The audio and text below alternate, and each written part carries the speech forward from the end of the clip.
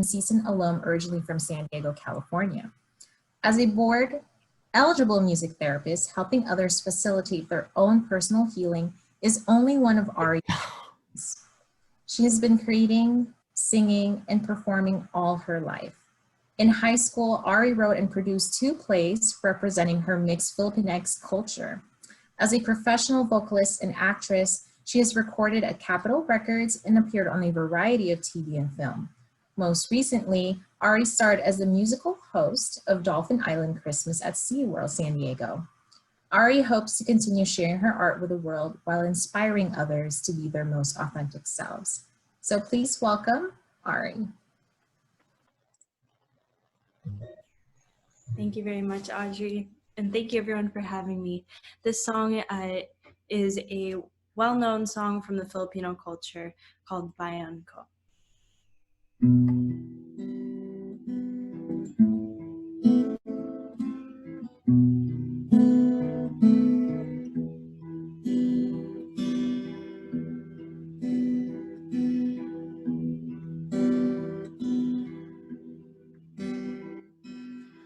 Ang bayan kong Pilipinas, lupain ng ginto't bulaklak, pag-ibig na sa kanyang palad, nagalay ng ganda't dilag, at sa kanyang yumi at kanda, dayuhan ay nahalina. Bayan ko, binihag ka, nasadlak sa dusa.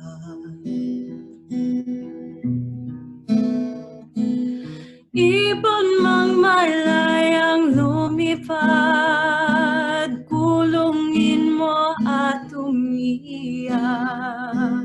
Bayan pa kayang sakdal tila, ang dimag na sa makaalpas.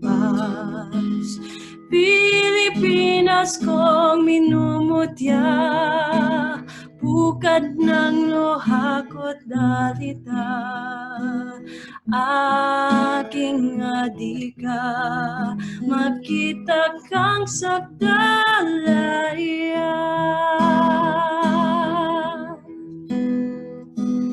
Aking adika, makita kang sakdalaya.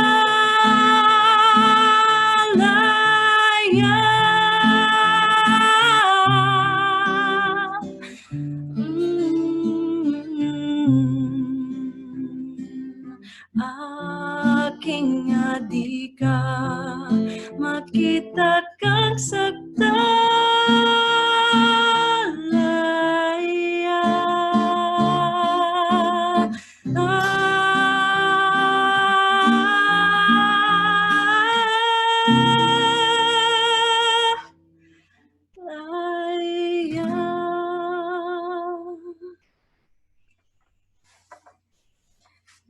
Thank you very much, everybody.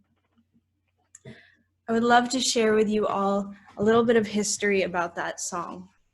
For anyone who might be from the Philippines or have Filipino heritage, that might be a well-known song to you. It's a well-known patriotic song from the Philippines, like I said, entitled Bayan Ko, which in other words means my country or my people. What's not well known is where this song came from.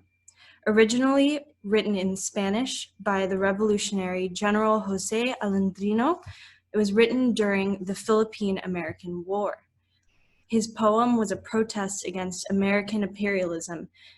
After 300 years of Spanish colonialism, and after suffering the brutalization and genocide of the American occupation, this poem spoke volumes for the struggles of the Filipino people.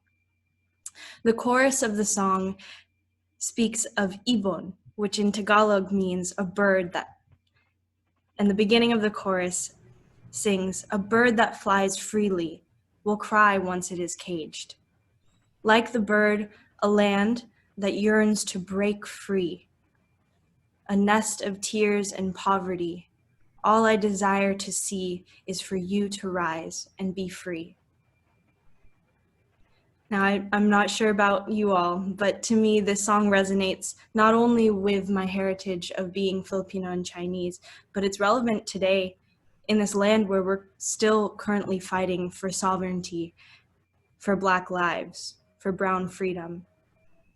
This song is a reminder to me that the struggle is not yet over for genuine freedom of all people and for peace and justice in all the lands.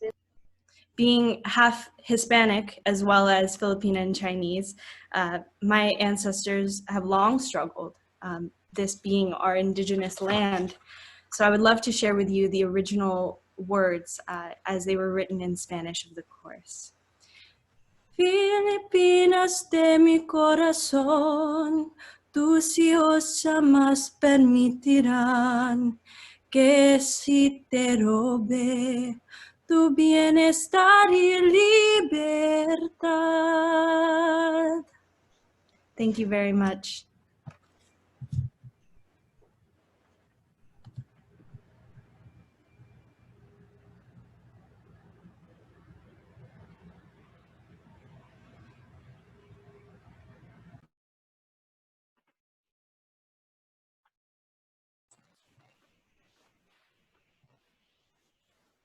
Thank you so much, REA, for sharing and the vocals.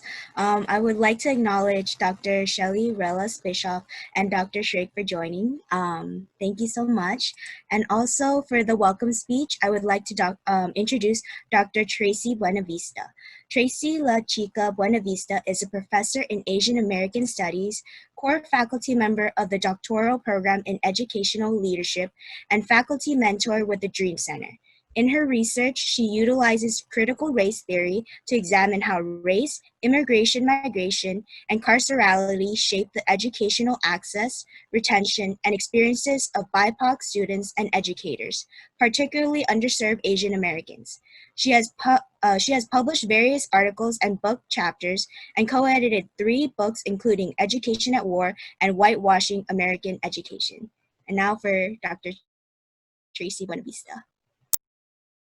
Thank you, Tammy. And I also want to reiterate Ari's beautiful rendition of what a lot of us consider the revolutionary Philippine anthem. You know, it's ironic that I'm giving a welcome to college for, you know, new AAPI students. And that's actually one of the first lessons or songs that I learned when I started my career in higher education as a college student. So it brought me back. It's actually the first song I learned how to play on the guitar. So thank you for that. Welcome to Cal State Northridge, or what we like to call CSUN. As Tammy mentioned, my name is Dr. Tracy La Chica Buenavista. My pronouns are she, her, and hers. I'm a professor in the Department of Asian American Studies, but I'm also a first-generation college student and the only person in my family to graduate from college. And I wanted to start with this or mention this because one thing I want to focus on today is this theme of first, right? So college really is an opportunity to really experience a lot of firsts, right? I'm honored to formally welcome you to our campus, and more specifically, the Asian American and Pacific Islander Cultural Welcome. You join a community of more than 4,000 AAPI students, staff, and faculty who are really excited that you're here. I also want to acknowledge all the staff and students and alum that are also joining us. I do want to note that what I'm going to share, I'm addressing to the new students on campus, right? For some of you, CSUN might be the first time you're surrounded by so many Asian American and Pacific Islander students, while for others, you come from a city or a school where you were part of a majority. CSUN's really special because 10% of our student population identifies as API, and we're one of a few hundred colleges across the nation to be designated an ANAPISI, which stands for Asian American, Native American, Pacific Islander Serving Institution. Now, regardless of if you've been exposed to or fully immersed in the API community, CSUN will likely be the first time that you'll be able to enroll in courses that is specifically focused on your experience. Again, I'm from the Department of Asian American Studies. We're one of the oldest and among the biggest in the entire Cal State system. We offer courses ranging from Asian American history and social movements to families and pop culture. Asian American Studies is one of the 5 areas of ethnic studies on this campus, and we work really closely with Africana Studies, American Indian Studies, Chicana, Chicano, Chicanx Studies, and Central American Studies. And shout out, I see some of the folks from those departments and units here today.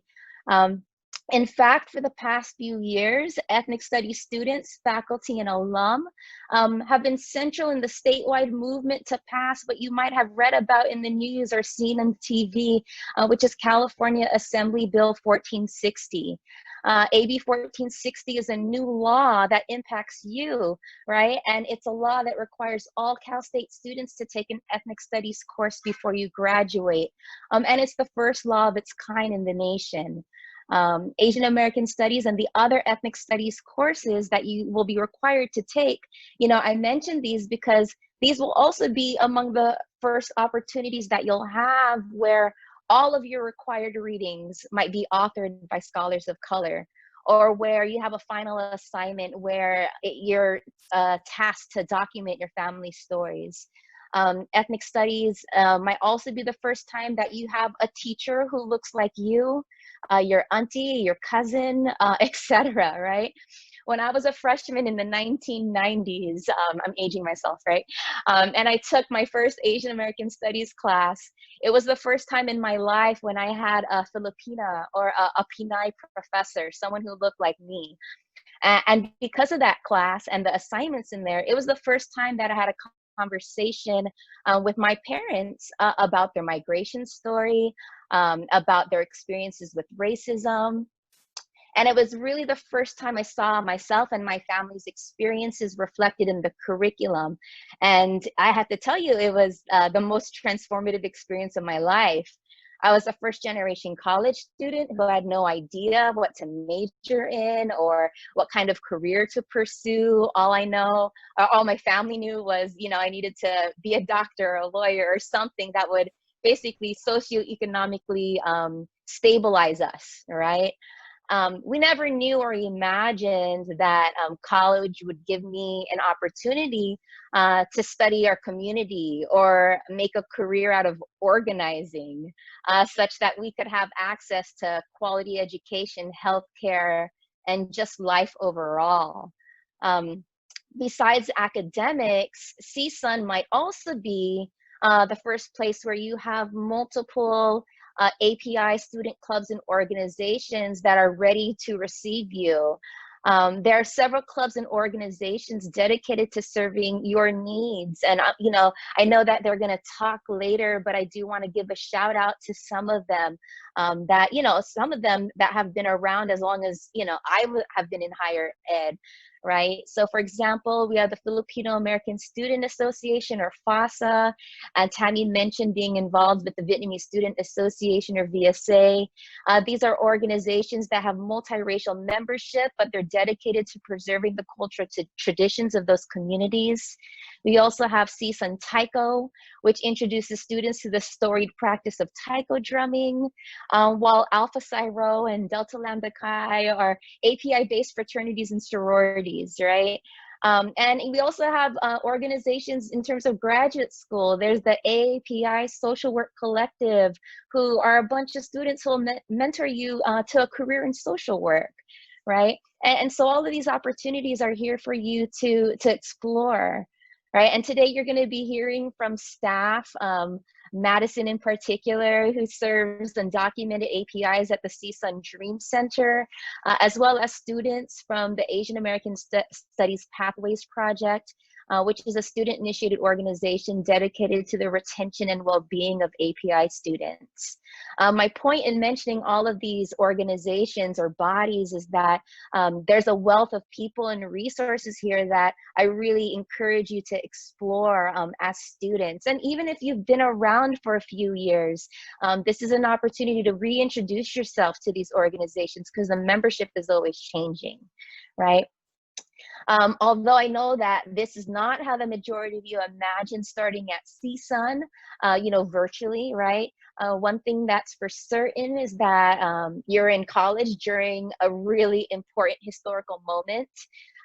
In this year alone, you would have experienced a global pandemic, the closure of schools, the height of the Black Lives Matter movement. I mean, literally, California is on fire right now as we speak, right? And it's a presidential election year. And for many of you young folks, right, this might be one of your first opportunities, at least for those who are eligible to legally vote, right? So there's a lot of things going on right now in addition to you starting school. And besides all of the things that, and the census, you're right, Gina, and the census, make sure you fill out that census so that we can get counted, right?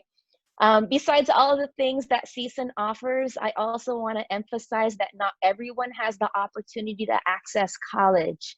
While there are stereotypes, and some of us even grew up believing in these stereotypes, that people from our community are quote unquote model minorities, there are several API ethnic communities who are historically excluded from higher ed and due to things like racism, right? APIs experience racism at alarming rates. For example, we've seen Filipinos and Pacific Islanders are among the highest rates, have among the highest rates of COVID-19 due to our roles as frontline workers or a general lack of access to quality healthcare. And this is a racial issue, right? COVID has also shown how some people continue to think or look down on API communities and the countries that our families come from, right? And I mention all of these things because while you think you're coming to college to study, which is part of it, right? Many of you will quickly realize that the majority of your learning is going to happen outside of the classroom, different than maybe high school or even your community college. CSUN offers a range of experiences for you to really learn about yourself and what you believe in or what you think you believe in. Many times people will say that it's in college where you make the friendships that you're going to carry with you for the rest of your life. I know for myself that is true, right? College is one time in your life when you can be vulnerable to new people and new things.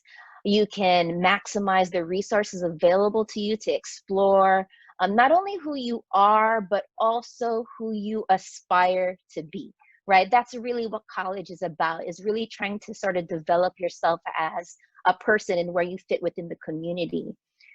For many students, CSUN might be the first time you make friends with people you would have never spoken to otherwise.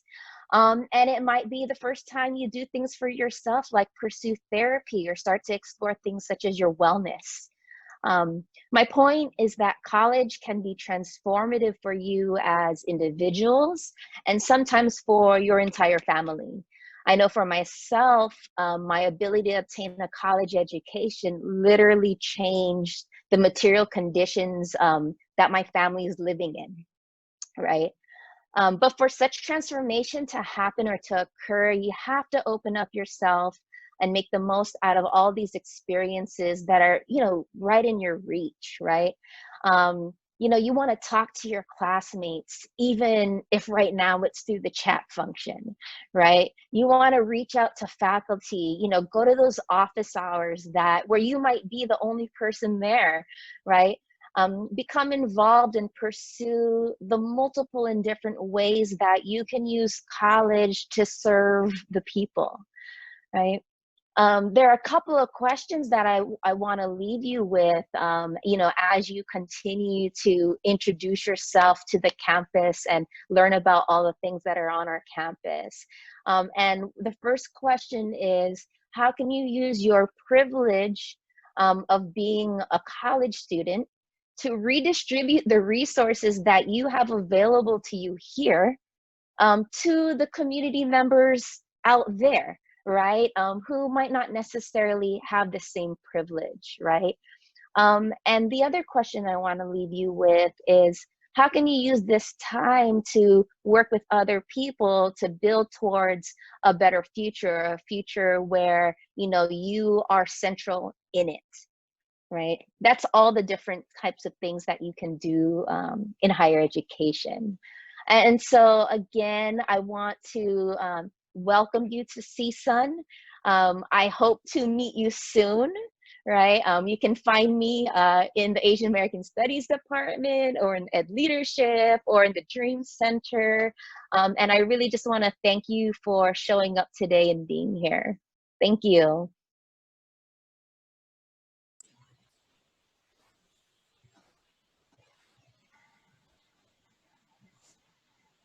Thank you so much, Dr. Tracy Buenavista, for the welcome speech. Next, we're going to introduce the staff and faculty for the panel. So first is Dr. Edith Chen. Edith Wen-Chu Chen is a professor of Asian American Studies at California State University, Northridge. She received her PhD in sociology from UCLA. Originally from Texas, Dr. Chen is a second-generation Chinese American who received her undergraduate degree from University of Texas at Austin. Her teaching and research interests include Asian Americans, immigration, racial and gender inequality, and health. She has published a number of chapters and articles on struggles and challenges of Asian Americans and their assimilation and adjustment to the U.S. Along with faculty in health sciences, she is currently directing a National Institute of Health funded project, Is Assimilation Costing Asian Americans Their Health? Type 2 Diabetes in California's Asian American Populations. This is the first multi-year large-scale grant at CSUN dedicated to working with undergraduate and graduate students on Asian Americans and health research. Our next panelist is Dr. Gina Masakesme. And Dr. Gina Masakesme, pronoun she, her, hers, is a Asian American Studies. She was chair of the committee to start queer studies at CSUN and now faculty member of the advisory board in queer studies and faculty representative of the LGBTQ advisory committee, co-investigator of ARCS, Autonomy Research Center for STEM, member of the Ethnic Studies Coalition that resisted and continues to resist racism and white supremacy at CSUN. Our next panelist is Dominique Lupisan, gender pronouns he, him, his. He is an academic advisor with the Nazarian College of Business EOP Satellite. Dom began his education at Hartnell Community College in Salinas, California, and then transferred to UCLA, where he earned a BA in English Literature while being actively involved in the student activism with the Filipino Transfer Student Partnership, PTSP, and Samahang Filipino. After deciding to pursue a career in student affairs, student services, he earned his Master of Science degree in college counseling, student services from CSUN. During his professional career, he has worked with first-generation, low-income students, community college students, student veterans, and undocumented students. Dom uses counseling and social justice frameworks to guide his work with students.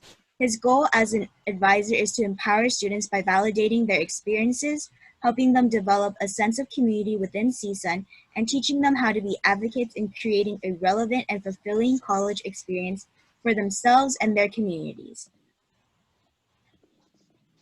Our last panelist is Madison Villanueva, pronoun she, her, hers.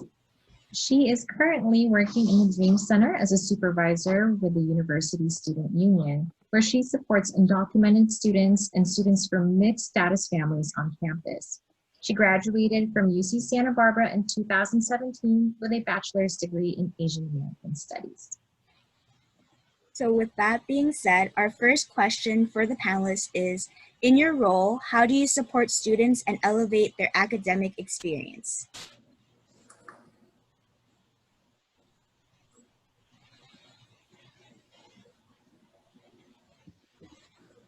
I can go first. So hi everyone, again, my name is Madison Villanueva. I am the Dream Center supervisor, and I help out undocumented students and people from mixed status families. I think when it comes to the students that I serve, a lot of undocumented students make it to college and and they have the ability to thrive here. But then when it comes to actually navigating the system and figuring out like how to even how to thrive and how to like really understand what it takes to get to or to get everything that you need basically to thrive in college. It's really hard when you're an undocumented student and face all these barriers to different resources and have to basically figure out how to do so many things by yourself. And so I want to make sure that undocumented students know that they are able and they have the resources here on campus and in the community to be able to graduate and also help out their families.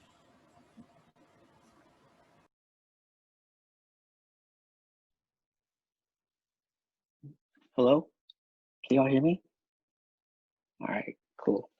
Hi everyone, my name is Dominique, but I go by Dom Lupisan. I'm an academic advisor with the Nazarian College of Business, and I also work with the EOP program.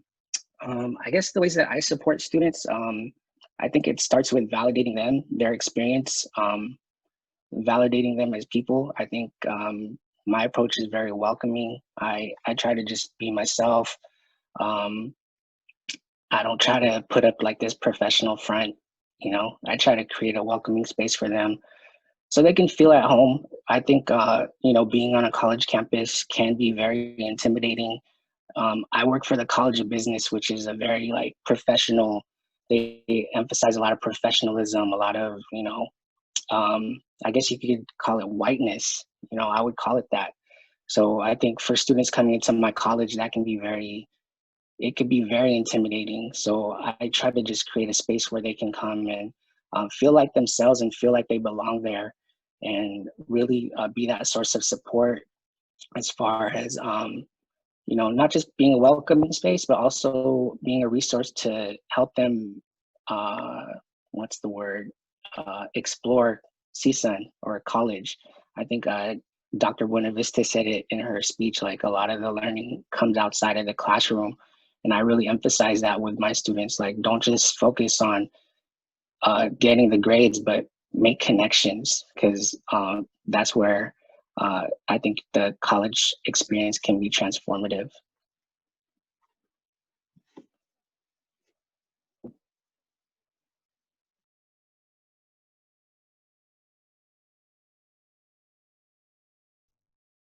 I guess I'll speak. This is Gina Masakesme.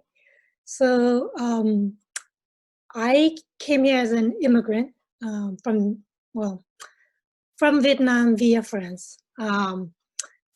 So I'm 1.5 generation Vietnamese Americans, and I'm also queer.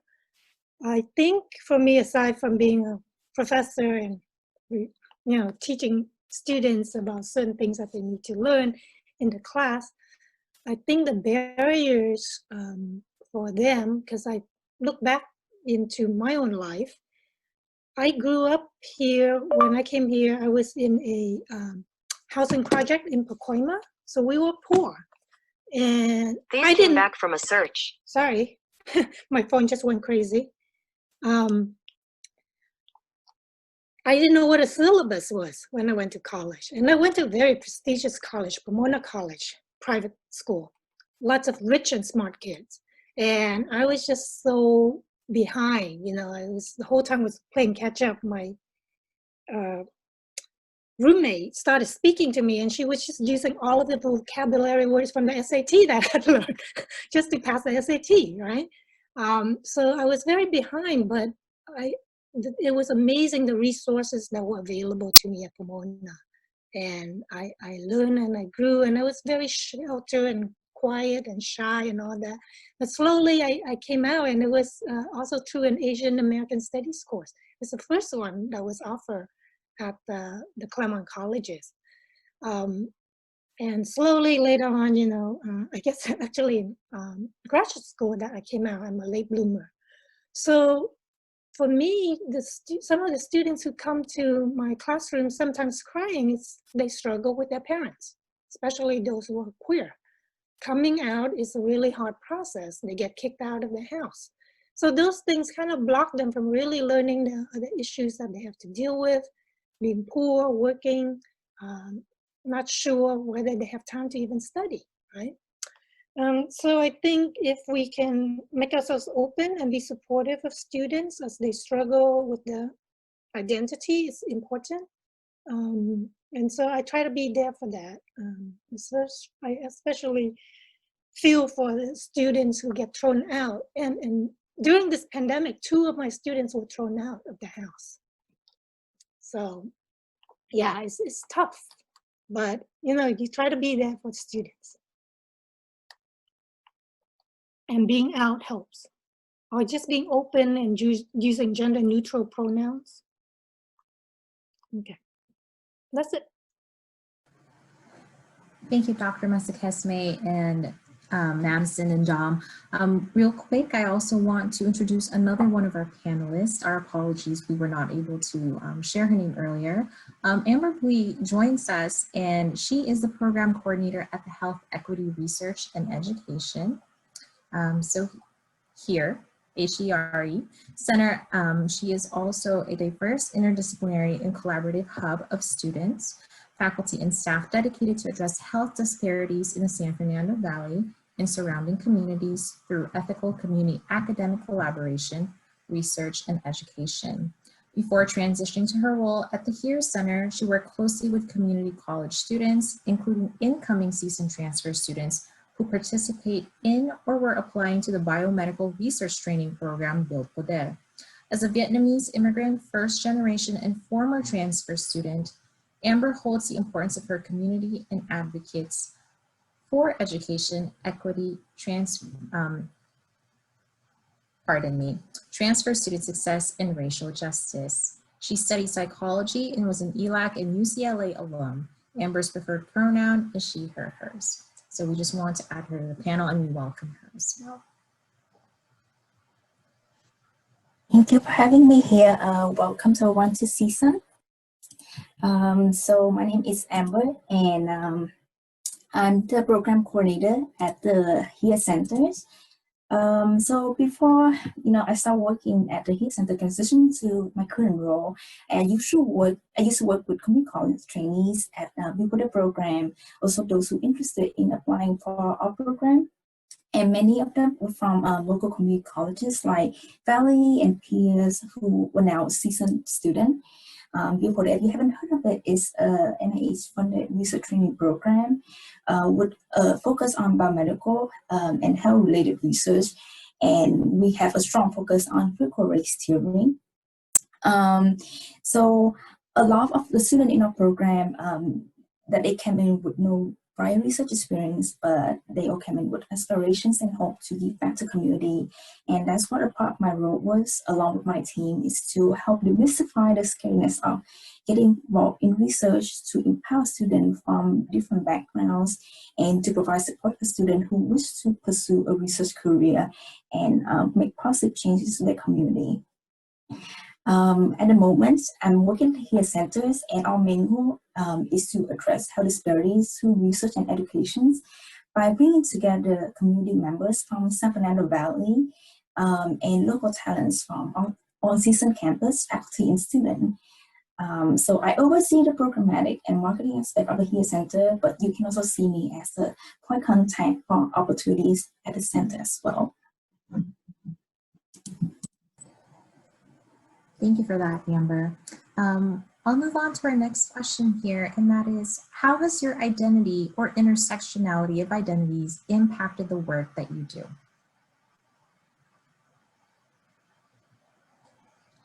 Hi, this is Edith Chen. Maybe I'll start. It's kind of building off on the other question. So I am second generation Chinese American. I was born and raised in Texas. For me, I teach Asian American Studies. I'm one of the faculty along with Professor Buenavista and Professor Masakesme.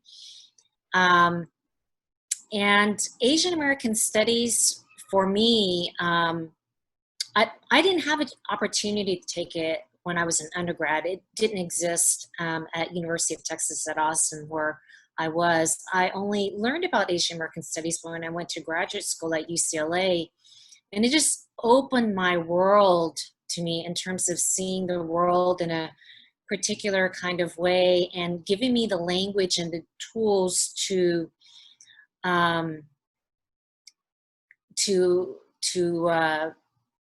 help me explain my experience, but also to know that I was connected to this larger Asian American history that came way before me, and seeing how my family is connected to that. That was just so inspiring, and it led me to focus on my studies. I was getting my graduate degree in sociology. I mean, it led me to focus on race and Asian Americans. And so I think that's one of the reasons why I like teaching Intro to Asian American Studies, because I also enjoy seeing the excitement on students' faces and learning things for the first time. And it reminds me of that moment when I was in grad school, although they're learning it, you know, at a much younger age. So that's one thing. And I think the other thing, it informs my identity as someone who's Chinese American, as someone who's Asian American. I also grew up in a predominantly white suburban town, Arlington, Texas. Both my parents were professionals, right? And so in some ways we were very assimilated in terms of economically. English is really the only language that I'm fluent in, unfortunately. And so this question about assimilation, you know, grappling with assimilation is something that sociologists like to grapple with too. Is this something really, is it a good thing? Is it something that we really want? Is that what we should be striving for? So these are some of the questions I grapple with, whether it's in my teaching or in the research that I do, and, you know, working along with Amber. And I wanted to say a little bit about that, that Build Poder, which provides students with opportunities to learn more about health. And what's really unique about Build Poder is that CSUN's one of the most diverse campuses in the nation.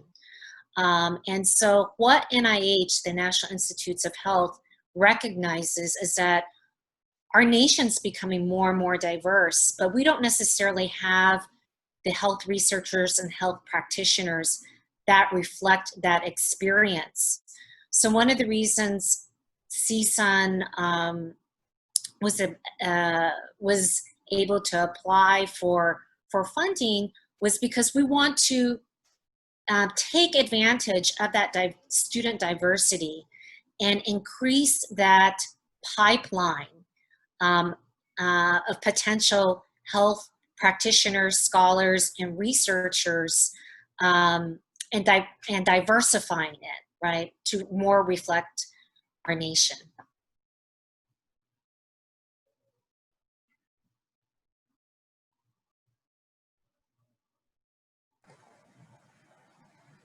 Thank you, Professor Chen. I know for me, I think being undocumented and also API has definitely affected why I wanted to work at a Dream Center. I think in high school, it was really hard for me to navigate how to even get to college as someone who's undocumented. I grew up in the Valley. I went to Van Nuys High School, where there was a lot of API students there. And it's funny because it wasn't until later on in college where I was so outspoken about my status that I found out that a lot of other people in Van Nuys High School are also API and undocumented. But it really frustrated me that I had to struggle so much, and that also no one was really reaching out to me, because immigration is usually seen as a Latinx issue, but it impacts so many of us. And even then, like, there's not a lot of researchers that are that are shared with us, but at the same time too, I know for me, some of my family members have also discouraged me or shamed me for using resources too, because there's this mentality that if you you have to do everything by yourself, and that it's somehow shameful to get help or to be able to use resources that the government gives you. I feel like that's a very immigrant mentality, but that's actually really harmful, because why should we have to struggle? These resources are made for us. And if I didn't utilize all these resources, I wouldn't be where I am now. And it's really funny because I was talking to Dr. Bonavista yesterday about my experiences being an undocumented API student, and how if I followed along what my family had told me when it comes to not being involved and not utilizing resources and not telling people about my status, that I wouldn't have grown so much. And so I think college definitely helped me figure out more about myself, and I really want to encourage others too to discover yourself and go outside of your comfort zone, because you never know how much you're going to grow afterwards.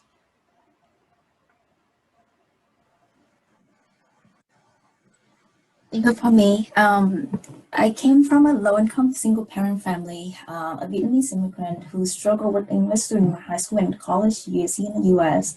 I was a transfer student, so I went to ELAC, East LA College first, and transferred to UCLA. And even though I was a psychology student, I feared writing paper. I was afraid of applying to labs or even networking with other people.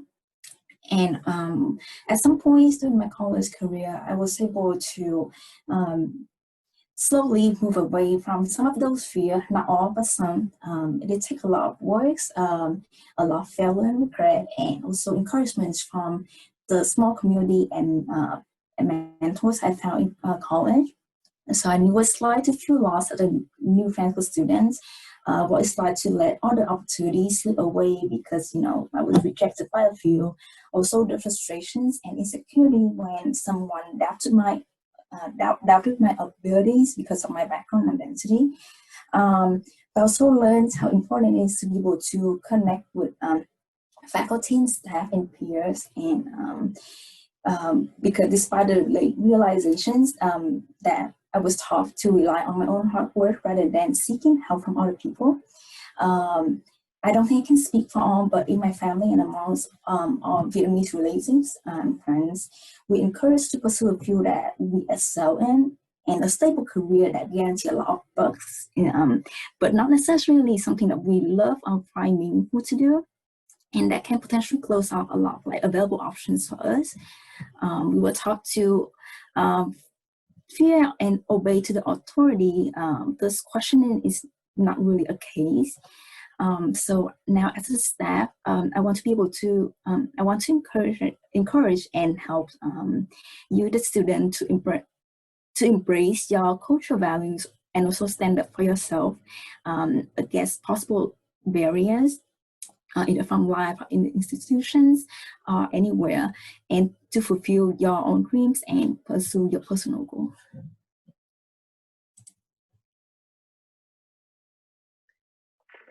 This is Gina Mesakesme again.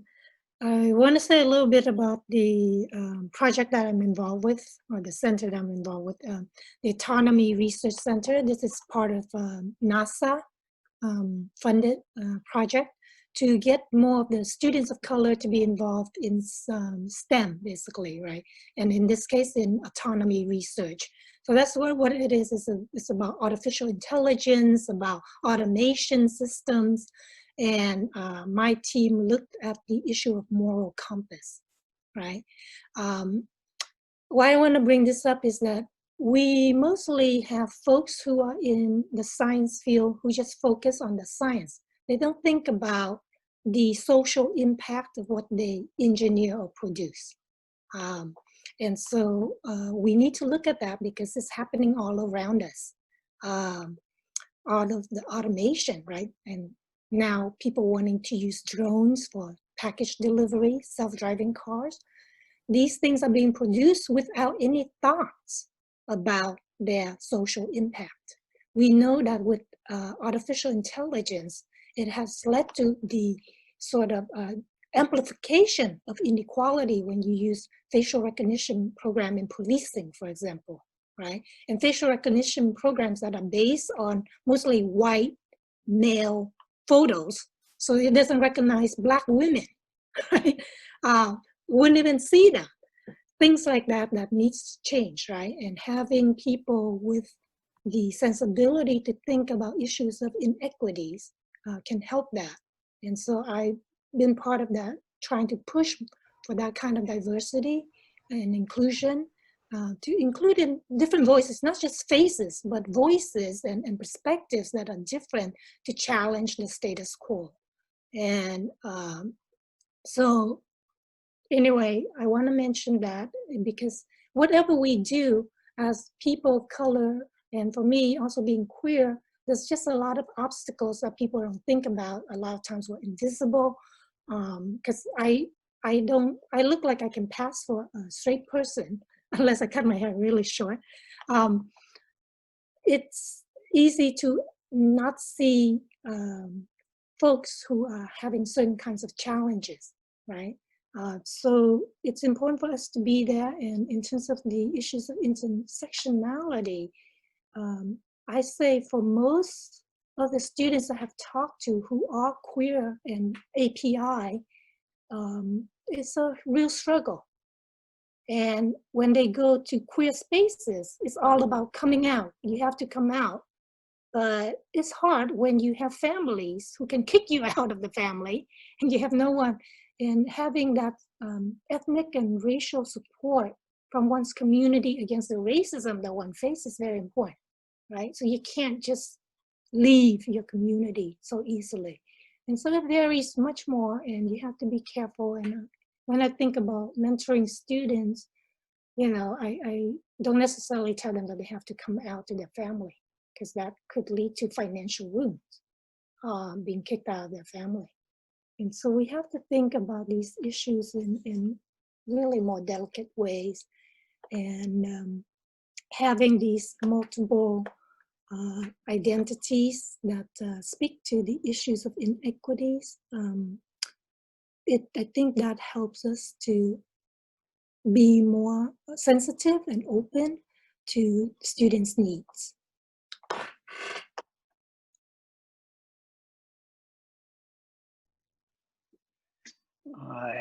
As for me, the way I guess my identity and intersectionality of identities has impacted my work, I feel like it's the driving force behind my work.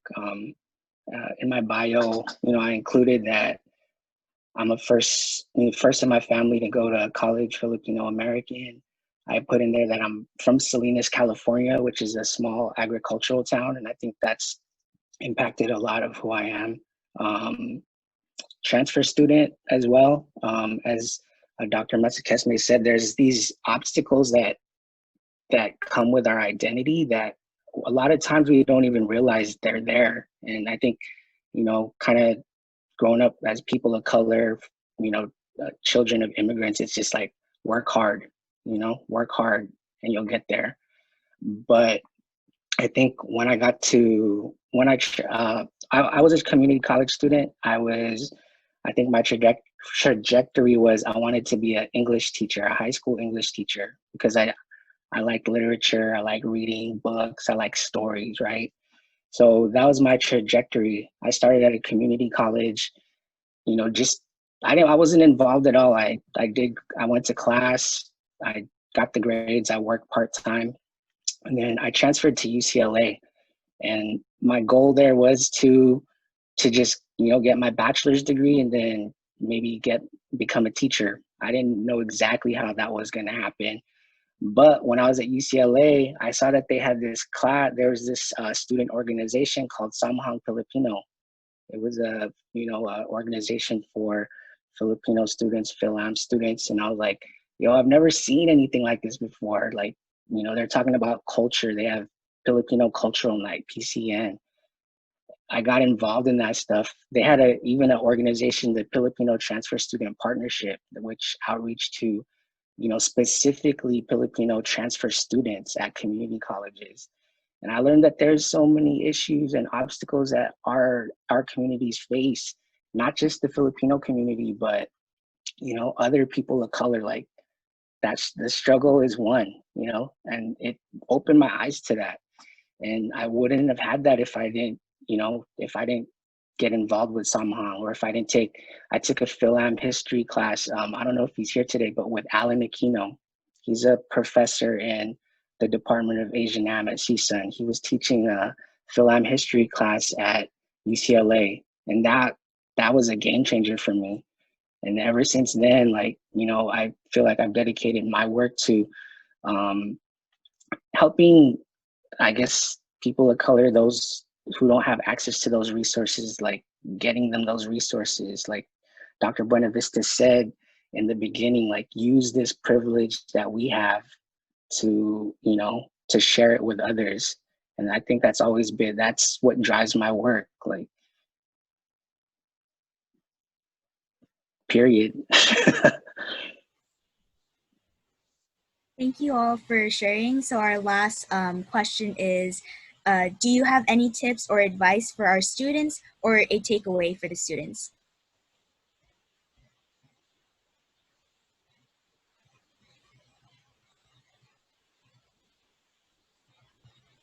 I guess I'll continue. Sorry if I didn't want to cut anyone off, but I think the biggest takeaway and or advice would just be to really explore outside of the classroom. As you see here, like, events like these is where you could really network, and you could meet people from, you know, same backgrounds, similar backgrounds, and everyone here has their hands open to you. You know, all of us panel members, we want to help the API community here at CSUN. I was really excited to be part of this panel. I feel like I haven't seen too many spaces like this, but I'm so happy that we have this today, and, you know, it's getting that movement started. So I think, you know, connect with people outside of the classroom. It could be faculty, staff, it could be the student orgs, because it's going to be it's going to change your college experience. It's going to make it so much better, especially during these times. Like, you know, we're all stuck at home, we're not on campus, but there's still so many events that you could go to. And I really encourage y'all, don't do this by yourself, especially during this time. Like, y'all need that, we need that community, not just y'all, I need it too. So I'm happy to be here. It refreshes my soul. So, you know, don't try to do this on your own. You don't have to. You have this community here. You know, utilize us.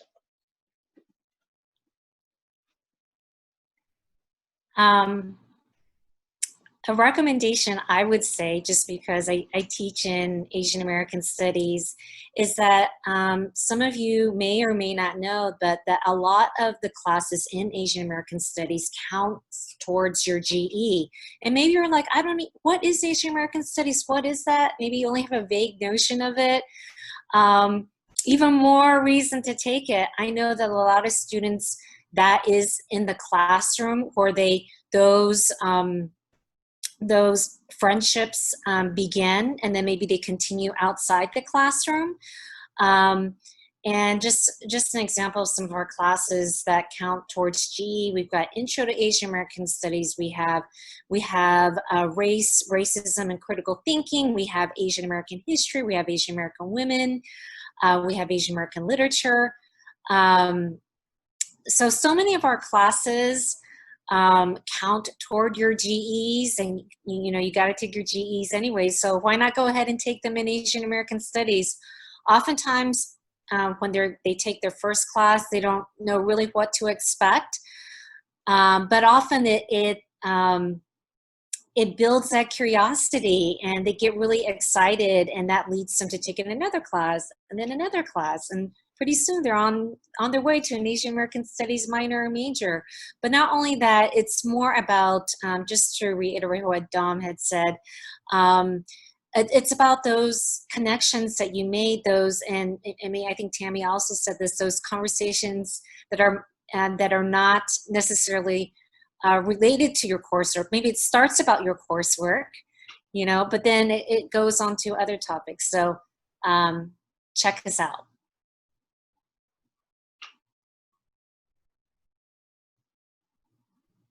Oh, one more thing I want to say.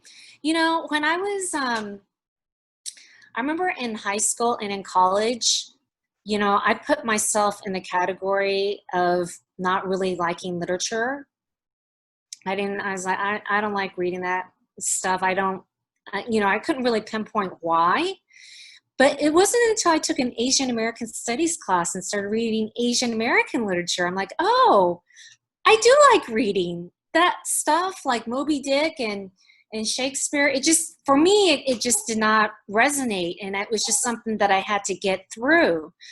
And I just wish that I had that same opportunity as an undergrad, and it didn't wait till you know, until graduate school until I discovered that.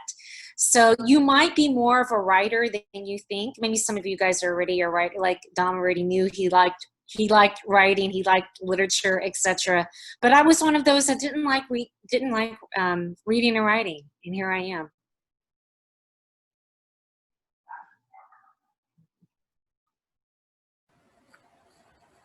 I would say to definitely use this time to learn more about your cultural identity and also learn about your community. I think when I first started college, I had a lot of different API friends, but I feel like I didn't really belong to the community.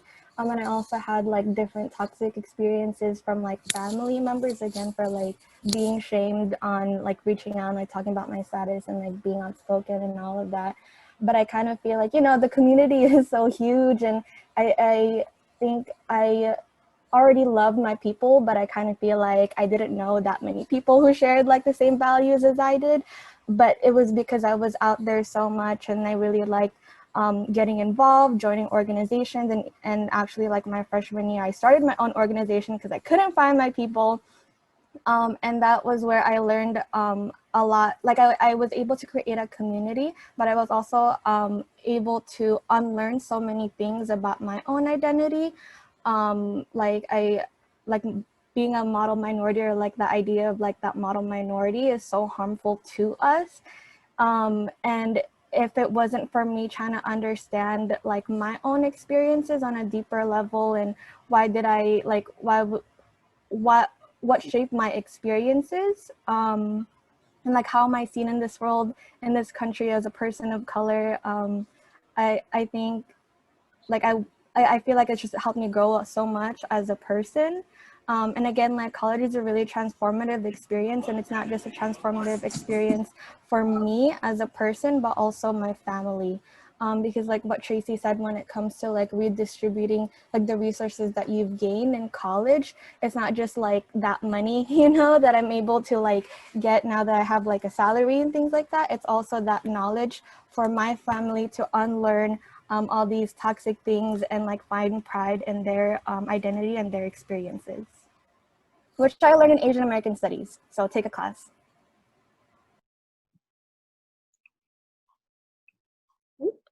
This is Gina again. So whether you go and learn it through and get support from organizations or from an Asian AM or ethnic studies course, start the process of self-acceptance and self-love. It's going to be a lifetime journey, but it has to start. And I think college is a great place for that. Lots of exploration, and just be open, be kind to yourself, and learn. You're going to make mistakes, but you're going to also learn, and surround yourself with supportive people.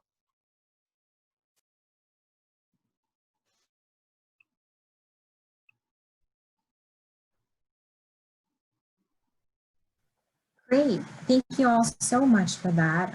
We are going to briefly transition into a quick Q&A from our attendees. We're more than happy to hear. We can take a question, and then we'll go to a brief break and transition to our next panel.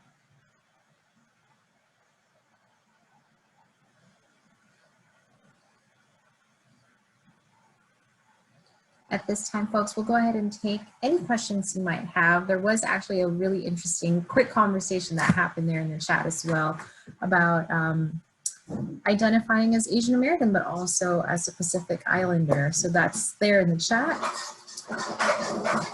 And we have a question from Chester, and it reads, what does it mean to be of Hispanic origin? Does it mean that you're from Spain, or am I mistaking it for Latin, since Filipinos are mixed with Spanish blood and culture?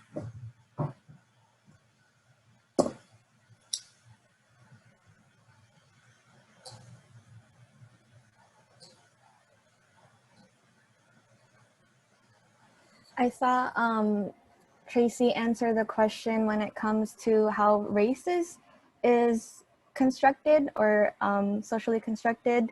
I think when it comes to, because I'm Filipino also, and I think people's experiences are differently shaped. I prefer to use the term API, Asian Pacific Islander, rather than just Asian American. But I think it has a lot to do with like your own experiences, and I would rather like define these terms for myself rather than be put in categories that are often socially created by white people. And I know my experiences, and also like as an immigrant, like the way that Asian countries, like the dynamics between Asian countries are also very different. And so I don't want to lump us all together. But there's also a lot of power in being like, in calling ourselves a community. So I guess it's also like up to us to be able to define and figure out like what comprises of the API identity and the API community. And there's also a lot of power in, you know, joining forces with other like ethnic groups and racial groups too. So this is Gina. The term Hispanic was created to distinguish Mexican from others, because LULAC, an advocacy group for Mexican Americans, wanted for Mexicans to be identified and categorized as white. Because legally, if you're white, then you get to vote, you can become citizens, etc. Right? There are benefits to being seen as white. So they advocated and pushed for this counting of Mexican Americans as white. So they got that labeling as white. But the whites in power still want to make a distinction.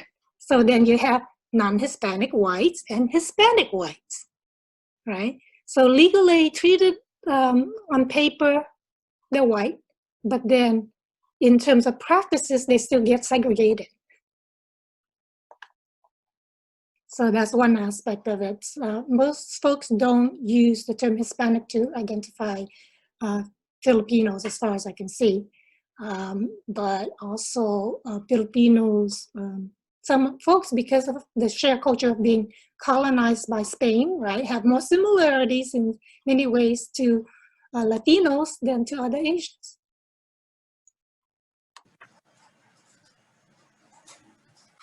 Thank you to the panel for their input and feedback, and Chester for your question. At this time, we're going to go ahead and take a quick 5-minute break. We're going to return just after that and transition into our student panel. So stay tuned.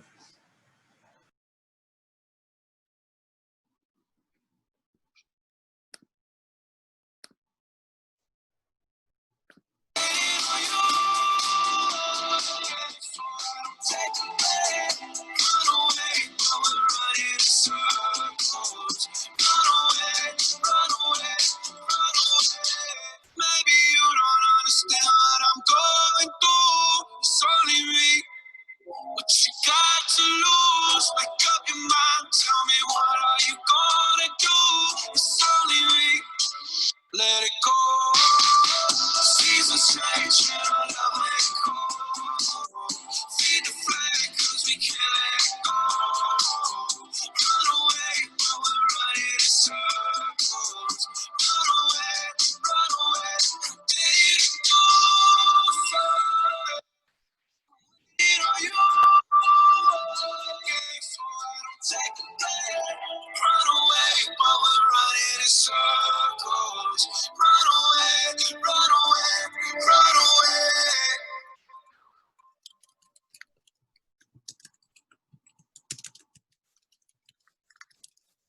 Lately, I've been thinking, I want you to be happier. I want you to be happier. When the morning comes and we see what we've become. In the cold light of day, we're a flame in the wind not the fight we begun. Every argument, every word we can't take back. Cause with all that has happened, I think that we both know the way that the story ends. Then only for a minute, I want to change my mind. 'Cause this just don't feel right to me. I wanna raise your spirits. I want to see you smile. No, that means I'll have to leave.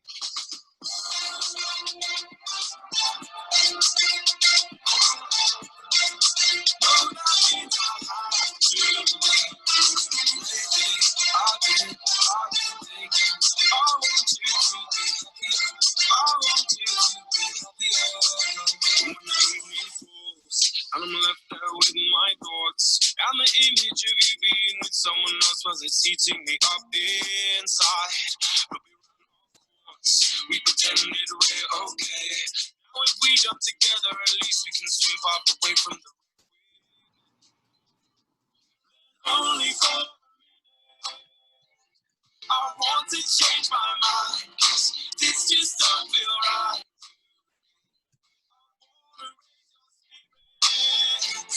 I want to see you smile.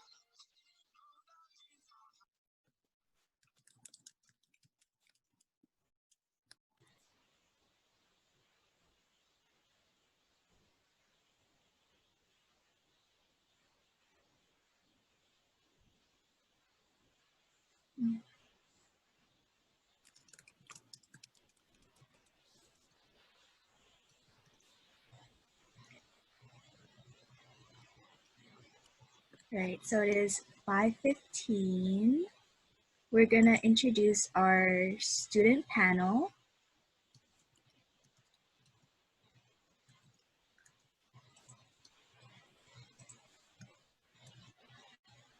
Audrey.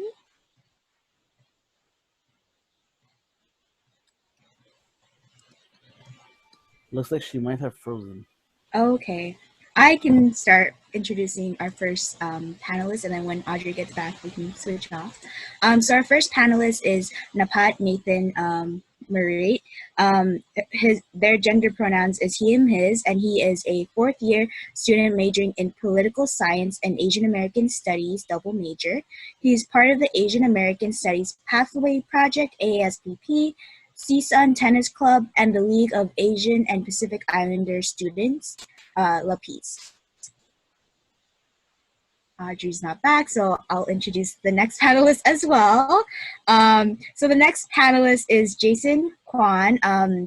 Their gender pronouns is he, him, his. He is a third-year senior standing senior student double majoring in Entertainment Media Management, CTVA, and Asian American Studies. He is also a student assistant in the Asian American Studies Department and Civil Discourse and Social Change. Audrey's still not back. Okay.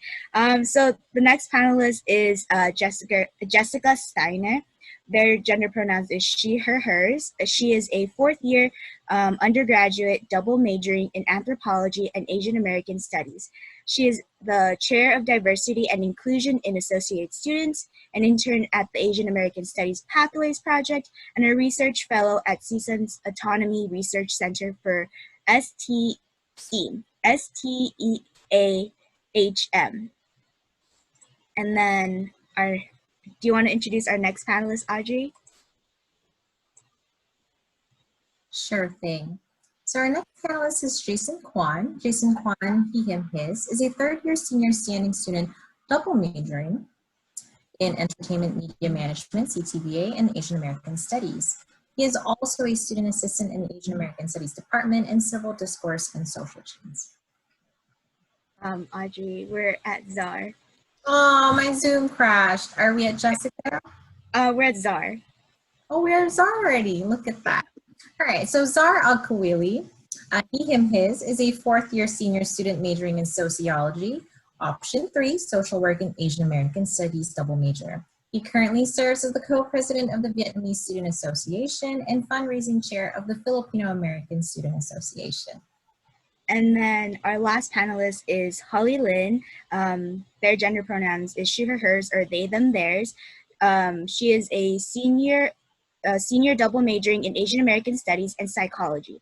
Since their sophomore year, Holly has been an intern for the Asian American Studies Pathways Project, working to build resources and programming for Asian American and Pacific Islander students at CSUN. Through ASPP's base at the Glen Omatsu House, the program has expanded in their retention work, solidarity work, and community work with local San Fernando Valley organizations. Outside of CSUN, Holly currently serves as the vice chairperson of Anak Bayan Los Angeles, a Filipino youth and student organization fighting for the genuine liberation of the Philippines. So for the first questions for our student panel is, how has your experience been at CSUN as a student and as an AAPI identifying student?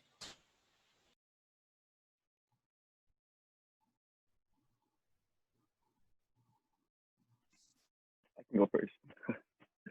So can you guys hear me? Okay, for sure. So for me, these past 2 years, I have been joining clubs at CSUN. It's been fun aside from obviously academics. CSUN provided an environment where other students can form bonds and friendships. I am the current co-president of the Vietnamese Student Association. Although I am not Vietnamese, this club provided leadership opportunities that helped me grow out of my shell a little bit. I identify as Filipino, but the club itself opened their arms to anyone and everyone. So my first 2 years at CSUN was rough because after classes, I would just go home. I'm sure a lot of people can relate since CSUN is a commuter school. This is my last year in CSUN, and this is my last semester in CSUN, and I am so glad. I am finally proud of my ethnic roots, being a part of the Asian American Studies family and meeting a lot of great new people that has helped me grow. And yeah.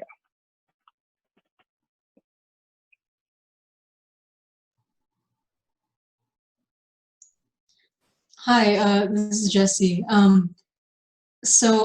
also have a similar story to Czar, because my first semester at CSUN, or my first whole freshman year at CSUN, I didn't really have any friends.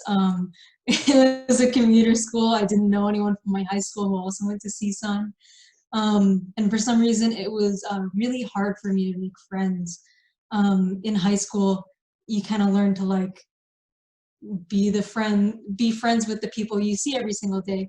And so now that you're in college, if you don't really have those, friendship making skills, it's kind of like, okay, good luck. And so, being someone who looks the way I look, I had like much shaggier hair and not as many septum rings, but I was very lonely in my freshman year as a medical technology student. But when I took my GE classes, I took them as Asian American Studies classes. It was like, I don't know, like Asian American Studies 115 or something. And I remember that class being the class where my professor would ask me if I was okay, ask me, if I had anything to do after school, after class. And so that was when I kind of realized that I can just go to class and get the classes done and get the degree and then go home, but like at what cost, And so over time, I just kept choosing more AAS classes because they counted also for GEs. And so that's eventually I started seeing the same people in my AAS classes and I became their friends.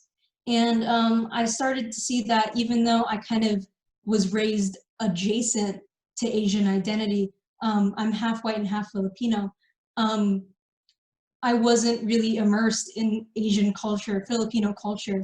And so being around people who are in such beautiful and inspiring ways really taught me how much I was disconnected from like what I grew up with.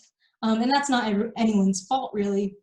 It was just like how much I didn't understand my experiences until I had this community. And so, yeah, thank you. It's very powerful. I guess I can go next. Hello, everyone. My name's Holly. I use she, they pronouns. Welcome, everyone, to CSUN. It is a very exciting time to, I guess, to enter college your first semester or whatever semesters you are in. But nonetheless, I am very happy and excited that you are all here. I think some of the 3 lessons I've learned while being at CSUN, this was last year at CSUN as an Asian American Studies major, and also psychology major. And I think like some of the 3 lessons I want to share is that first is really a lot of learning and unlearning, right? I think learning about new experience, learning and being open for yourself to gain new experiences in whatever like capacities that may occur in your life, and to also unlearn, you know, all like the education that we have received from high school, right? And I think like taking Asian American Studies classes and ethnic studies classes have really like help me gain like a critical perspective and using critical race theory as really like the driving force in how I live my life today. And I think yeah, like Asian American Studies is amazing, and that like CSUN is one of the only like institutions in the whole nation to have almost a fully developed Asian American Studies department. So really take advantage of that, and that, you know, we understand like though it is 50 years since ethnic studies was won, right? It's not to like kind of like separate ourselves from the Asian American Studies movement or the Asian American movement or any of the movements that has happened, but that we're living in the movements now and that we're creating history while we're at it. And I think the second one is to shed the individualistic tendencies that we may have and that we may also fall into because we are college students, right? We have privilege in that we are able to attend an academic institution and be able to take all these courses and gain all these new knowledge, but to also remember that, I think a lot of panelists have already shared that, to really repay our communities for allowing us to be here today, we really have to go back into our communities and to create tangible changes. We can, you know, like to truly serve the people, we must be on the ground with the people in the communities that they're at, and not at the institutions, and not in like in like a classroom, right? Or in Zoom or in at home. I think lastly, I think I really understood that CSUN is a really beautiful place to build and to create tangible changes that can go far beyond CSUN. I think most of you might not know, but CSUN Associated Students and the Asian American Studies Pathways Project have actually endorsed a draft legislation called the Philippine Human Rights Act that is actually being championed right now by a representative called Susan Wild. That is going into Congress, right? And it's a very exciting time because, right, the Philippine Human Rights Act is really a real legislation that will suspend U.S. military aid to the Philippines. And I don't know, I don't know if y'all have heard, but right now in the Philippines, there's a lot of murders and extrajudicial killings of innocent people and activists. And that I see CSUN as a really beautiful place to build and to create tangible changes beyond. But that's all I have. Hi everyone, I'll go next. So my name is Nathan Munir, or Napat Munir. My friends call me Nathan. So my experience at CSUN has been pretty up and down for sure. Like a lot of like the people on the panel, I didn't really find my community until later in the years. Like, started to not really knowing anyone. I remember I was having a hard time because like all my friends from high school, I was empty, and I didn't really find my community and like in like different club organizations. And keep in mind, it took me a long time to even bring myself to clubs and orgs. I was just going through the motions because I didn't really know what to do with my life. But you know, that's okay because it's a process and you have time to figure it out. And it wasn't, oh shoot. Can everyone hear me?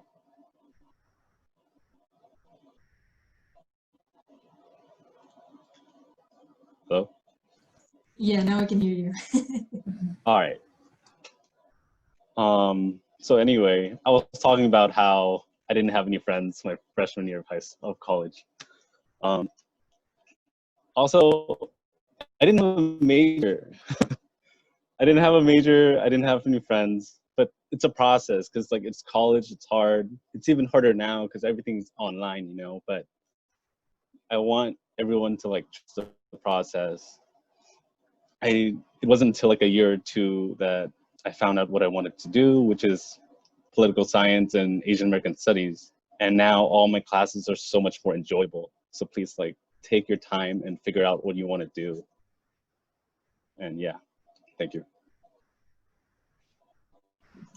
Hi, I think I'm last, but hi everyone, I'm Jason.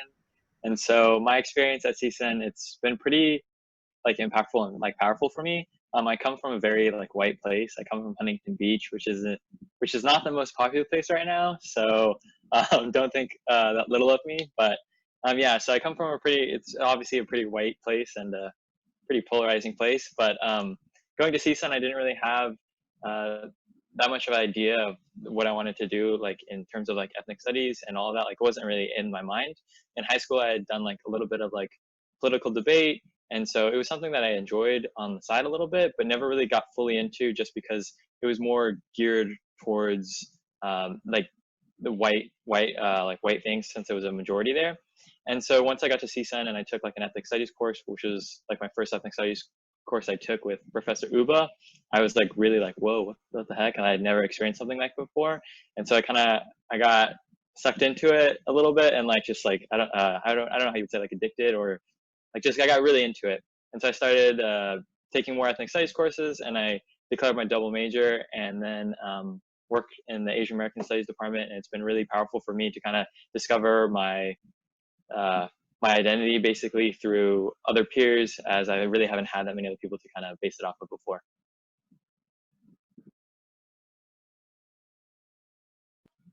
And that's it. Thank you all for sharing for the first question. Our next one is, have you built community at CSUN throughout your college journey? And if so, can you please share with us what that journey's been like?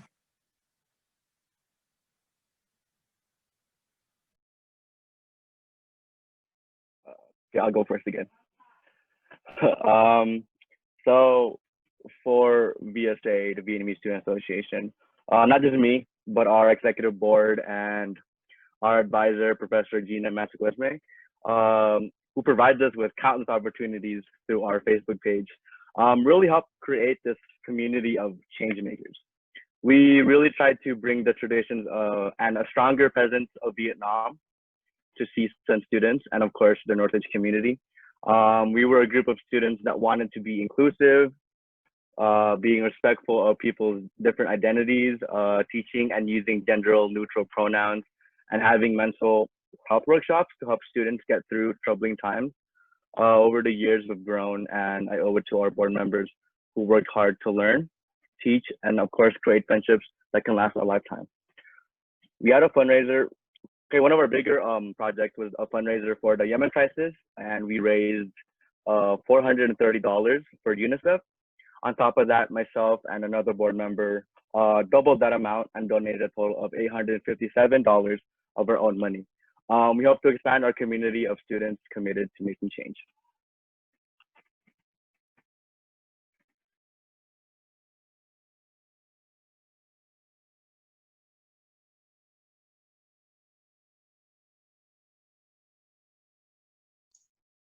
I'll go next. So I answered this like a little bit in the first question. You know, community wasn't something that I immediately pursued at CSUN. I didn't really find my community until maybe last year. I first had a class taught by Dr. Gina Massaquesme called Asian American Studies 455. It's a gender and sexualities course. And that was when I first had a class with a lot of the existing interns from the Asian American Studies Pathways Project. And, you know, they all had a sense of community within themselves, and seeing them, you know, like sometimes walk in like 15 minutes late and they all have like the same expression on their face. I'm like, whoa, what is happening? For some reason, I want to be a part of that. And so eventually I applied to be an intern, and I became one. And so, you know, I'm so grateful for the community at CSUN, whether it be, you know, the queer community at CSUN or the API community. For anyone who isn't really used to being in these like large groups of strangers, I think just remember that everyone is here for the same reason, and that's either to learn or to make friends or to build with each other. And you're not gonna realize that you don't realize that you're building that community until like a year later, until months later, and then you realize, oh wait, I have this group of friends now. Oh wait, I have this goal now, this connection. You know, I hate the term networking because things aren't as clear cut as, you know, going up to someone and shaking their hand. Oftentimes it's, in my case, going to make up a test in a class and, you know, my professor saying that, hey, I know that you're a sophomore, but this is a 400 level class. I think you might be good in it. And so I took that class, and it kind of changed the course of my college career forever. So definitely embrace spontaneity. I think everyone is just as nervous as you are, if you are nervous. And you know, that no matter what, no matter how niche your interests are, there is a group of people who also share those interests. And so all you have to do is find them.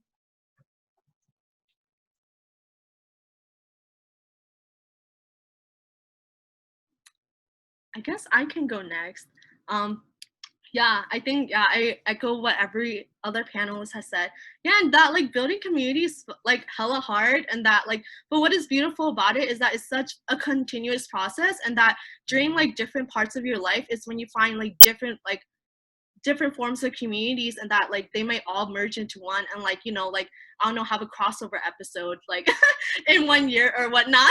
But yeah, like communities is hard. And I think, yeah, just to like, for my own experiences, I'm from like, yeah, I'm actually, I forgot to say this, but I'm actually a first generation Chinese American student, or yeah, from San Francisco. So when I came to CSUN, I was like so lonely. I was like literally in the dorms, and I was just like, what is happening with my life? I was like crying. I wasn't crying, but I like had like, you know, like breakdowns, and I was just like, I can't find my, like, I don't know where my community is. But I think like it was like still, I was still like trying to build like and like envision what an idea or like what my community should be, or what I wanted my community to be. And so like sophomore year and junior year was when I got introduced to ASPP, and that's when I met all the interns, right? And then we built a little community at the Glen Omatsu house, which is like my second home. So if we ever go back to campus, you can find me there. And I think, you know, I think truly when I found my community, not only at CSUN, but outside, was like my junior year when I found like, was recruited to like Anakba in Los Angeles, right? Which I serve as the vice chairperson right now.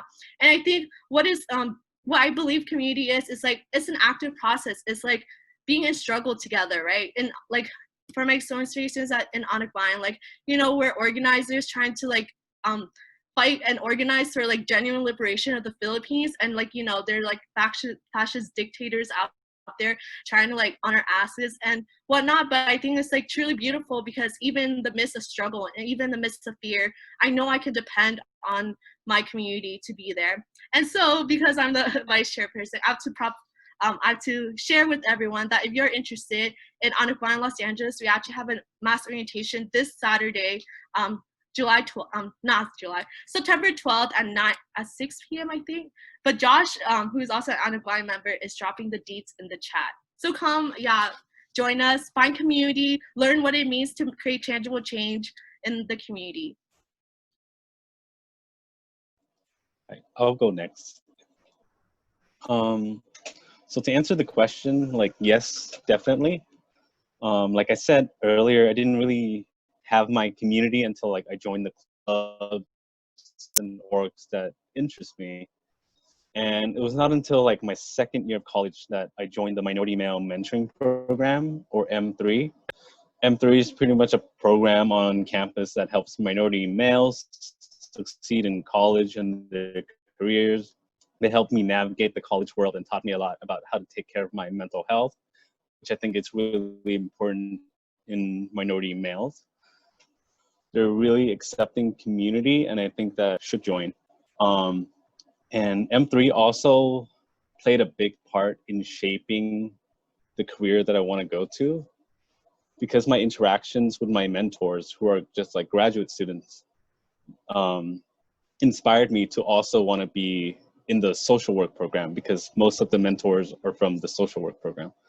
And seeing that like they went through the same thing I did in the undergraduate program, it inspired me that, hey, like I could do it too, you know? And another community that really made me feel belong was getting involved with the Asian American Studies Pathways Project and getting to know like my peers that shared the experience that I do. Like I learned so much from the other interns, and they inspire me all the time. Just being there really put confidence in the fact that I chose Asian American Studies as my double major, because everyone else there is also doing it, and like they all had their own reasons for doing it, you know? And I have my own, which is to just help like my Thai community be better. Yeah, and that's it. Thank you. Hi. So yeah, I think for me, like to answer the question, like yes, I've built like community, or like I've been a part. For me, like I want to reiterate against all the other panelists what they said about Pathways. Like Pathways for me was probably the #1 community that kind of like brought me in and made me feel like really super comfortable at CSUN, and also taught me a lot of stuff. I also wanted to point out that like my double major is also in film too, and so when looking for like a community or like to find something, like when I was looking to find a place, I was kind of like forcing my roommate to kind of come along with me to like events and whatnot, just because like I wasn't comfortable going alone at first. And so although like film for me was like a huge part of my life, and that's like a community that I've wanted to be a part of, I like tried to go to some of their clubs and tried to go some of that stuff. And it might be for you, but it just wasn't necessarily for me, those type of clubs. And so I felt my like real home and my real sense of community at Pathways, and that's where I like grew and like felt that I had a space to learn comfortably, like without I don't know, like judgment, so to speak. And so Pathways, like everyone else has said, has been amazing, and I just want to shout that out again.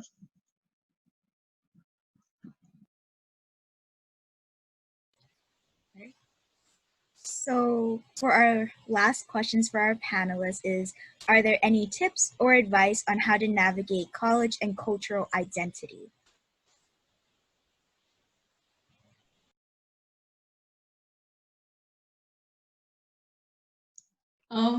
So to start, tips on navigating college, pretty much everything that you've heard today already, of just like going out of your comfort zone, learning and unlearning, trying new things.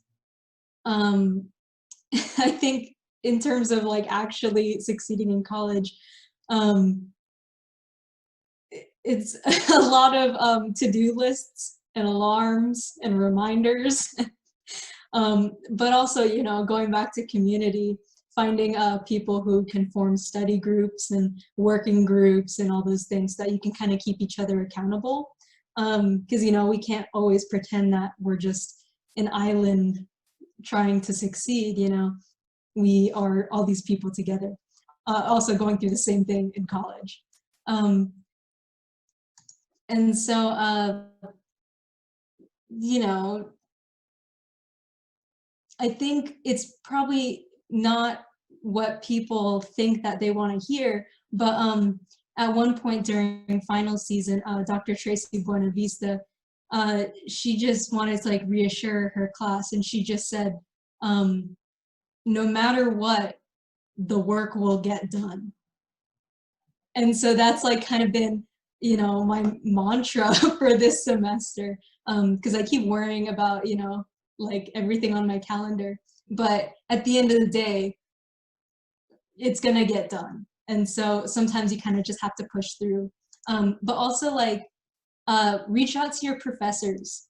If you're really struggling and the work can't get done, reach out to those professors, because you'll be surprised how lenient and understanding and compassionate that they are. Because, you know, when they were also in school, odds are they've been in the same boat. They know those experiences. And so, you know, they're very understanding and giving extensions and stuff. And so definitely ask for help. Ask if, you know, ask if they can lead you to other resources or connections or people to talk to, because office hours are not that daunting. Office hours seem really scary because it's just you in an office, or now in a Zoom with just the professor. But it's kind of like the equivalent of like if you saw your professor like sitting in a cafeteria, and so, you know, you just kind of walk up and then you sit down and then you have a conversation with them. Because like sometimes you'll be in office hours and, you know, no one has an agenda. Maybe you have work to do and your professor has work to do, but you can just kind of chill together. And then if y'all come up with something to talk about, whether it be like guidance or maybe just a general discussion, it can lead to some really insightful conversation. Your professors can get to know you more, which can benefit you like with a letter of rec, or maybe they'll keep you in mind for another opportunity. So, you know, yeah, just, it's not as difficult as maybe your brain convinces you. But things can be difficult, and that's okay.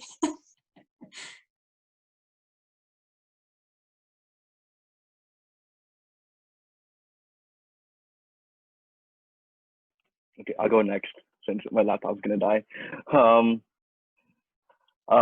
So I think for me, well, now that it's required, take ethnic studies courses.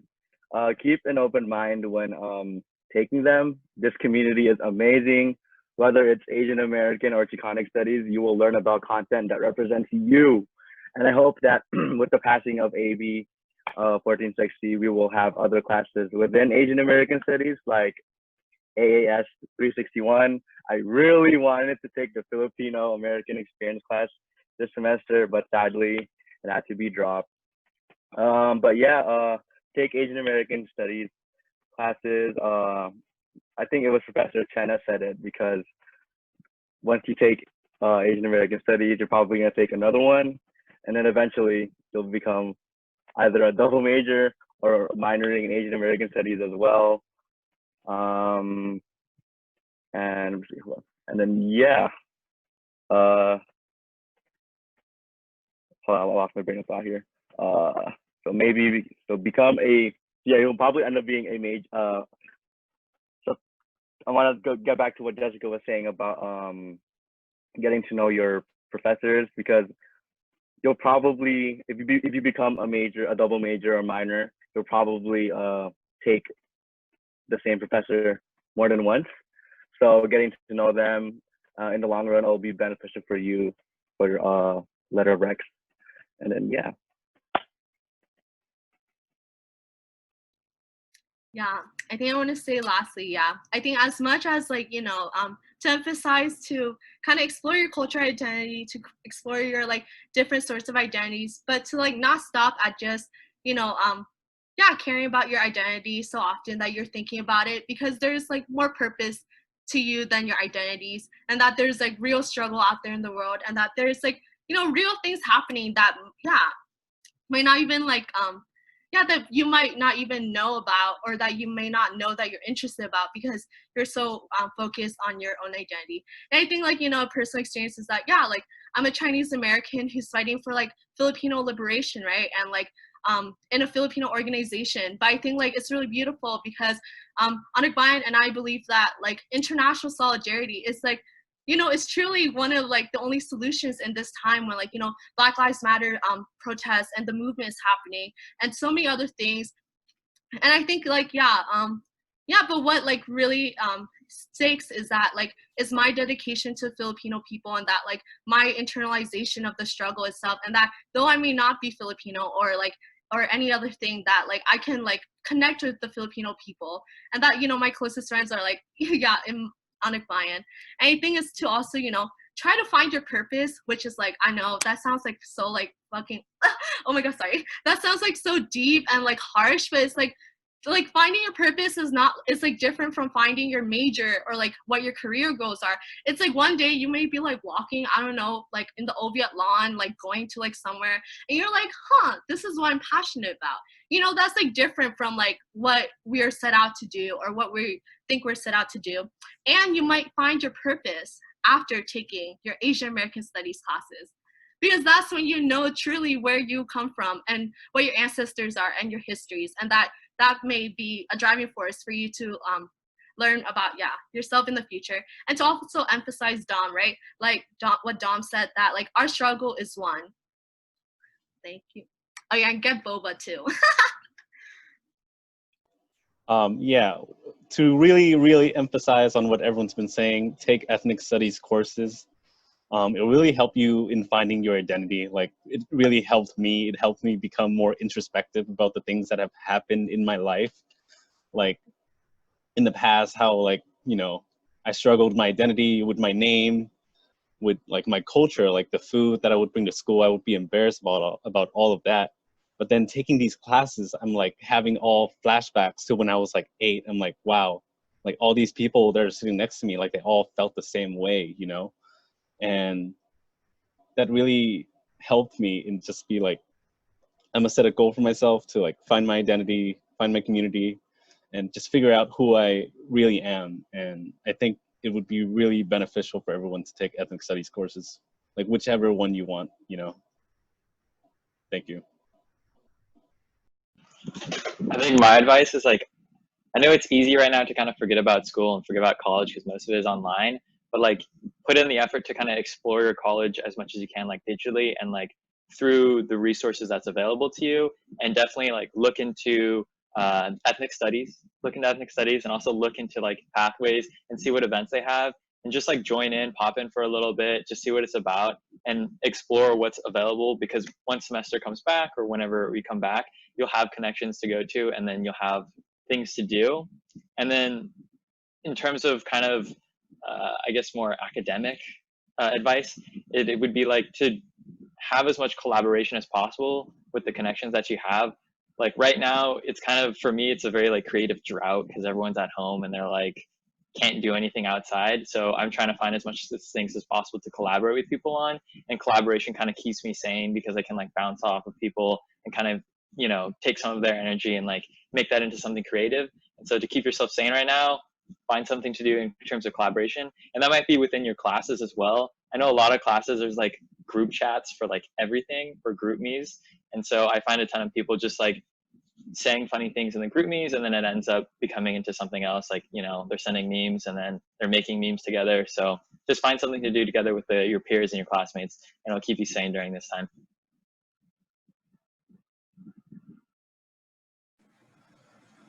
Thank you all so much for the student panel for sharing everything you've just shared with us. That was very inspirational, and we truly appreciate your time here.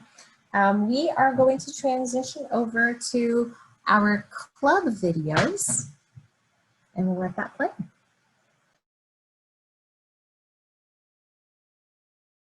Studies Pathways Project. We want to help students succeed and foster a strong Asian, Asian American, and Pacific Islander community here at CSUN. Operating out of the Glen Omatsu House on campus, we now have most of our resources online for all students to take advantage of. We offer a safe space for mentorship and guidance, along with other free student services and all kinds of virtual events throughout the year that everyone's welcome to join. Check out our socials, where we promote current events and other resources on and off campus. The Asian American Studies Pathways Project, setting up pathways for success. We are the Asian Americans.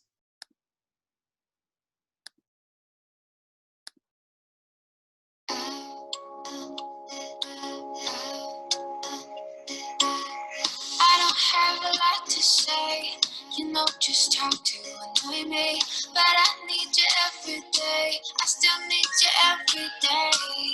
I know I could be just fine out on my own every Friday. You're my funny Valentine. You're my funny Valentine.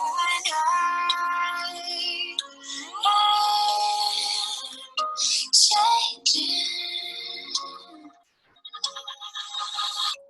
I don't wanna leave you occupied my mind. It's crazy each time. I wanna be without you. How did you know it? Standing next to me is some kind of shine. You carry me on just fine. I don't wanna live without you. How did you know it?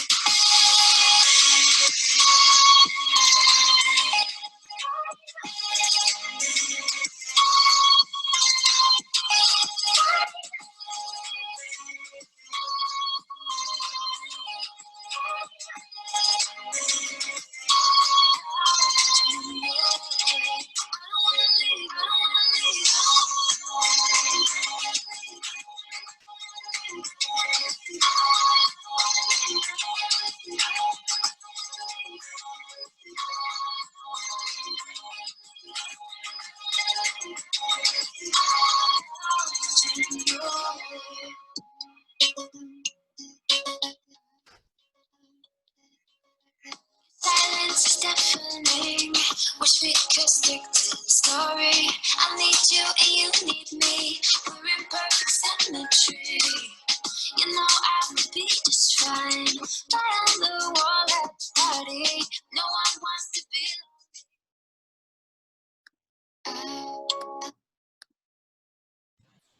These are just some of the clubs and orgs on campus. There's many, many more, so please go explore. And this is a flyer on the Asian American and Pacific Islander Social Work Collective. If you want to contact them, their IG and their email is on this flyer as well.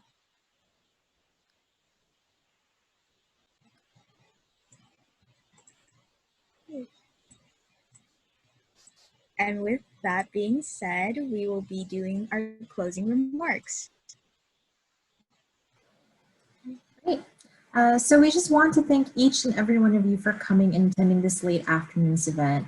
We want to say some special thanks to the Asian American Department, the Asian American Studies Pathways Project, Dr. Shrake, Dr. Shelley Rellis Bischoff, Dr. William Watkins, our campus partners, and all of our students, faculty, and staff that came to support today's event. Although virtual, we need to stay connected more than ever, and we hope today's Asian American Pacific Islander cultural welcome helped to bring us all a little bit closer as a community. It's been great spending this time with you all. Thank you again, Tammy, for co-hosting the event, and we hope that you have a great evening. Before we do go, we do have the gift card drawing, so please stay tuned for that.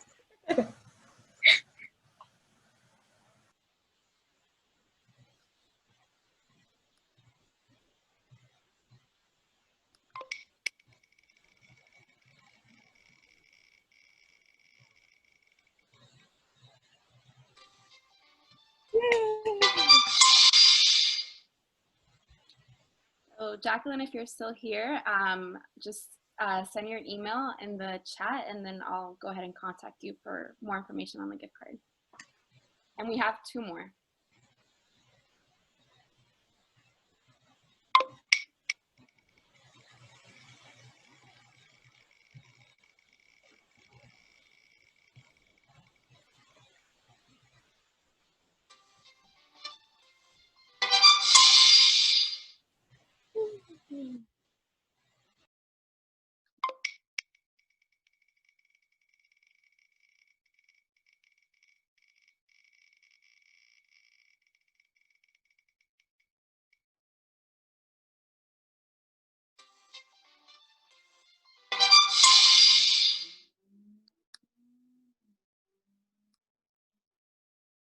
Alrighty, so for folks who won the gift card, just drop in your emails, or I probably have your emails, and I'll go ahead and contact you all.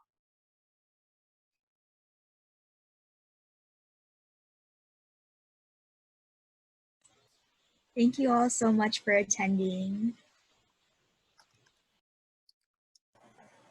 Thanks, everyone. Have a good night.